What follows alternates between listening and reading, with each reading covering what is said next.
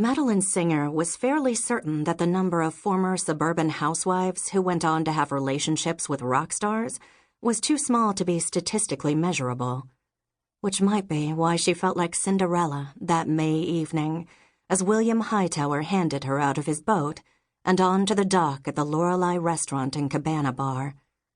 If, that was, Cinderella had to color her hair, suck in her stomach, and wore a size too large to make America's Next Top Model. Perched on the edge of US 1, the multi-tiered Isla Mirada landmark served good, basic food, poured potent drinks, and drew a mostly laid-back crowd for its nightly sunset celebrations. Tables surrounded a thatched hut of a stage and spilled out onto a half-moon of beach where you could eat with your bare feet buried in the sand and your eyes pinned to a truly spectacular sunset that played out over the Florida Bay. Remnants of sunlight glinted off the black hair lightly threaded with gray that brushed William's shoulders and cast his sharply angled face into shadow. "Should be interesting to see what kind of reaction we get to the new song," he said, as he retrieved his guitar case from the boat and slipped an arm around her shoulders. "Everybody on Mermaid Point loved it," she reminded him. "You got a standing ovation." "Yeah, well, let's not forget Mermaid Point is surrounded by water. The residents are a captive audience." Maddie laughed but did not concede the point. She may not be a musician, but she knew a great song when she heard one.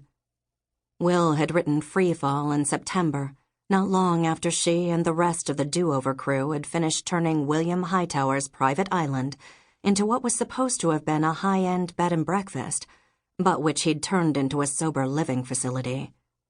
It was the first song he'd written after more than a decade unable to make music at all. The first he'd ever written without the benefit of drugs or alcohol. "And not that I don't appreciate it," he added, "but I don't think you're completely objective." "True," she said, "but I was a William Hightower fan way before I ever met you." That had been back when he was building a name as a Southern rocker, and Wasted Indian had been climbing to the top of the charts.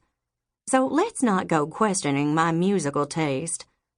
His dark eyes creased with amusement. The spider's web of lines at their corners attested to all he'd been through. He dropped a kiss on the top of her head, then headed for the stage. Maddie leaned against a vacant post not far from the bar that afforded an unobstructed view over the already packed tables that fanned out from the stage. A waitress handed her a glass of Pinot Noir, which she accepted gladly. She sipped it as Will and the musicians he'd cobbled together set up. Her eyes scanned the stage, the crowd, and the sun that hung in midair, poised for its swan dive into the bay. She had only one more day with Will before she'd drive up to Bella Flora, the house that she, Nicole Grant, and Avery Lawford had nursed back to life, and which had now become home. There, they'd have to figure out what, if anything, they could do about the show they'd created, lost control of, and then quit so publicly. Conversation ceased as William stepped up to the microphone. All eyes, including hers, fastened on the man who had once hung, in poster form, on her bedroom wall. William Hightower might be 62, but he'd come out of rehab a little over a year ago for what he'd vowed would be the last time, looking hot as hell. With a salt breeze and a pinkening sky for background, Will laid out his losses with a pain-roughened voice. He'd lost his younger brother and the woman who'd borne his son to drugs and excess. The pain had only mounted as he disappeared into every vial and bottle he could find in an attempt to hide from the hurt. Tonight, he hid nothing, singing with his eyes closed, his fingers lithe on his guitar strings, his body taut with emotion. The crowd's response was equally visceral. When he finished, Maddie's were not the only cheeks wet with tears. She'd expected that. What she hadn't anticipated was the naked hunger that shone in the eyes of his female fans.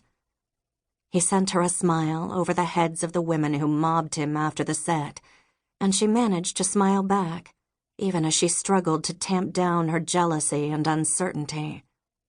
She'd learned over the last months to stop apologizing for her body, or even trying to hide it from him, though the stomach sucking was a reflex with a mind of its own.